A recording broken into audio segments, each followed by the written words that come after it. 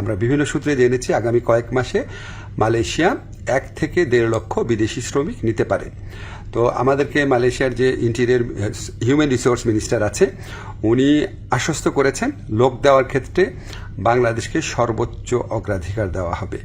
বাংলাদেশ থেকে সবচেয়ে বেশি লোক নেবেন ওনারা, এটুকু আশ্বাস আমরা পেয়েছি।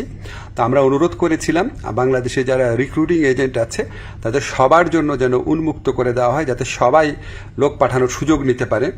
এটা আমরা অনেক ভালোভাবে বুঝিয়ে বলেছি, তো ওনারা বলেছেন ওনারা এটা ভালোভাবে বিবেচনা করে দেখবেন, আমাদেরকে অচিরেই ওনারা এই ব্যাপারে সিদ্ধান্ত জানাবেন।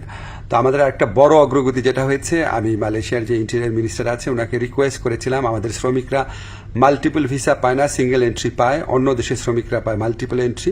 তো এটা নিয়ে বেশ কিছুক্ষণ কথা হয়েছে, উনি আমাদেরকে শুধু প্রতিশ্রুতি দেন নাই, ওনার সাথে যারা কর্মকর্তারা ছিল তাদেরকে এই ব্যাপারে দ্রুত পদক্ষেপ নেওয়ার জন্য নির্দেশ দিয়েছেন।